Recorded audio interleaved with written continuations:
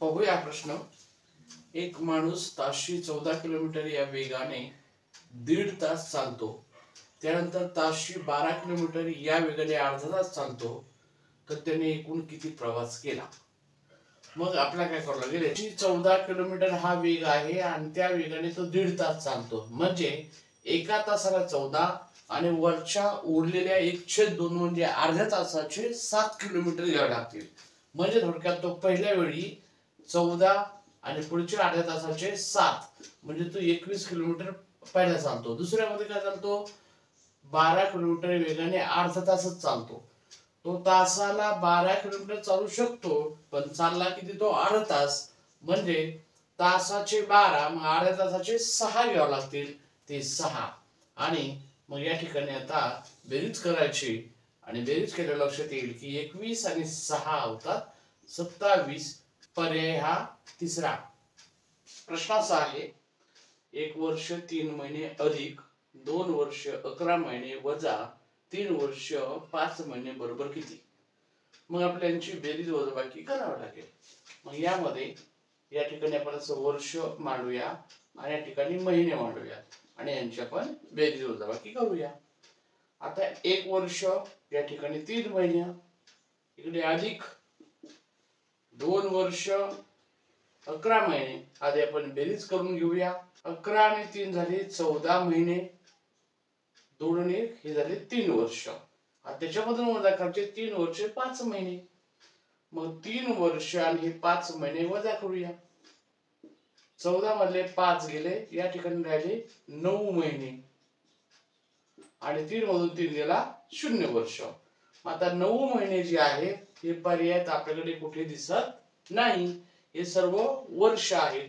मग ह्या 9 महिन्याचं रूपांतर वर्षात करायचं आणि जेवढे महिने असतील त्याचं रूपांतर जर वर्षात करायचं असेल तर त्याला 12 ने भाग द्यावा लागतो, कारण 12 महिने म्हणजे 1 वर्ष असतं.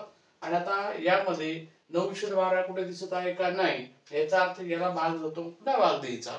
मग या ठिकाणी 3×9 3×12 आणि मग हे झालं वर्षामध्ये रूपांतर 304, जो की पर्याय आपल्याला दुसरा दिसत आहे.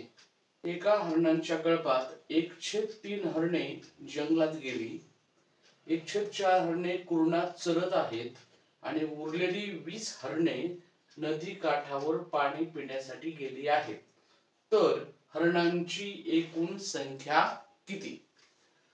मग आता याचं उत्तर काढण्यासाठी काय करायचं बघायचं की 1/3 हरणे जी आहेत जंगलामध्ये गेलेली आहेत आणि 1/4 हरणे हे चरत आहेत. आता हे दोन्ही मिळून एकूण अपूर्णांकामध्ये किती आहेत ते आधी याचा शोध घेऊया. मग याच्यामध्ये आपल्याला काय करावं लागेल, या दोघांचा लसावी काढावा लागेल बेरीज करण्यासाठी.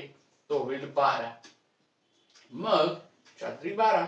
मग 4×1 4 इथे मांडायचं, 3×1 3 इथे मांडायचं आणि 7 बेरीज होईल, छेदाला 12 राहील. म्हणजे याचा अर्थ हरणांच्या संख्येच्या 7/12 भाग दोन्ही मिळून आहे, म्हणजे 12 पैकी उरलेला 5 भाग, 12 पैकी 7 दोन्ही मिळून, मग उरलेला 12 पैकी 5 भाग जो आहे ती हरणे पाणी पिण्यासाठी गेले आहेत. मग एकूण हरणांची संख्या जी आहे आपण x मानू, x चा 5/12 भाग म्हणजे 20 हरणे. आणि मग या ठिकाणी x इथे ठेवायचा, 20×12 होईल, छेदाला 5 येईल. कारण ती बाजू बदलली की क्रिया बदलत असते, म्हणून या ठिकाणी हा 5 भागाकारामध्ये आला, हा या 20 ला गुणाकारात गेला.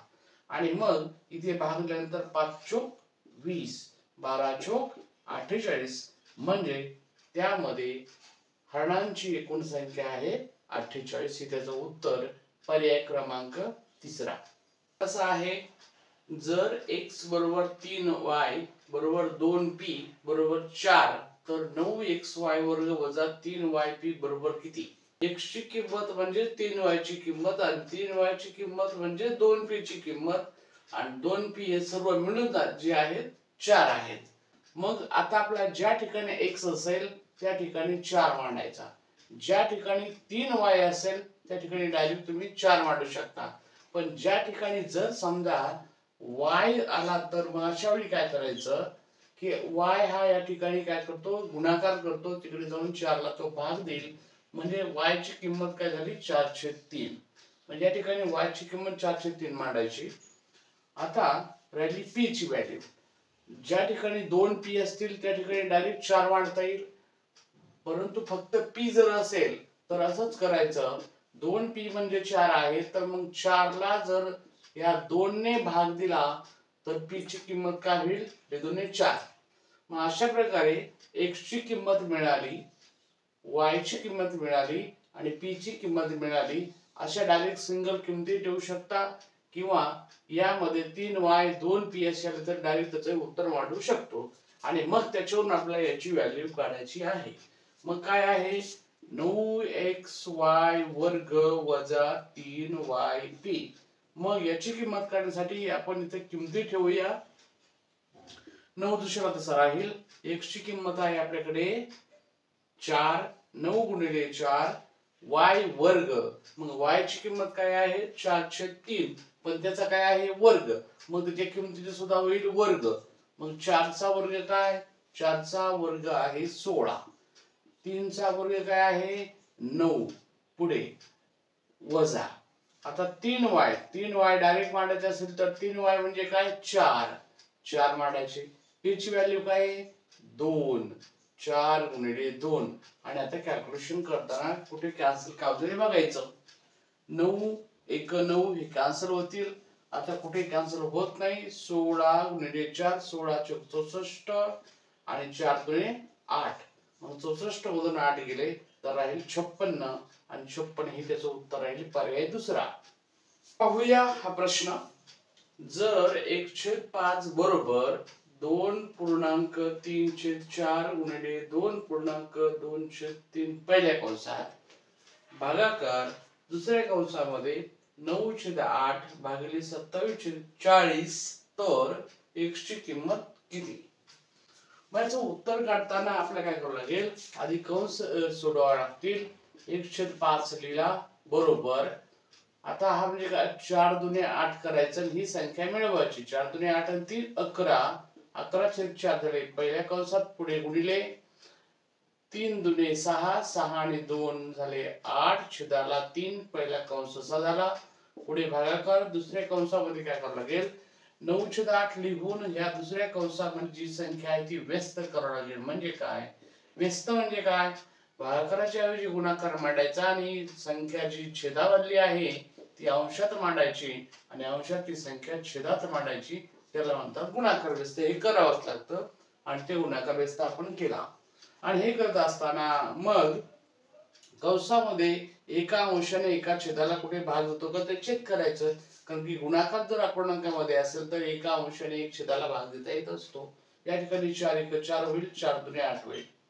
पुढे दुसऱ्या कंसामध्ये जर पाहिलं तर 8 1 8 होईल, 8 5 40 होईल, आणि या ठिकाणी 9 1 होईल, 9 3 27 होईल. आता कुठे काही कॅन्सल होत नाही. मग लिहायचं 1/5 बरोबर, या ठिकाणी काय होईल 11 दुने 22 होईल, छेदामध्ये 3 राहील. आणि पुढे काय करायचं, हा जो भागाकार आहे त्याचा गुणाकार व्यस्त पुन्हा करावा लागणार आहे आपल्याला. मग काय करायचं, गुणिले करायचं. ही अंशातली संख्या छेदात लिहायची, छेदाची संख्या अंशात लिहायची. म्हणजे 3 1 3 जो आहे तो अंशात जाईल, आणि 5 1 5 छेदात येईल. या भागाकारामुळे तो गुणाकार व्यस्त होऊन जाईल. आणि मग एकाच बाजूचा विचार जर केला तर या ठिकाणी 3 1 3 कॅन्सल होईल, आणि मग या ठिकाणी हा जो x या ठिकाणी राहून 22 छेद जो 5 1 5 आहे तो लिहून, हा जो आहे तो जागच्या जागेवर कट करू शकतो आपण. नाहीतर हा जो आहे तो बाजू बदलल्यामुळे तो छेदाचा होता तो अंश देऊन गुणिले होईल, आणि मग 5 5 कॅन्सल होईल, आणि x ची किंमत जी राहील ती x ची किंमत असेल 22.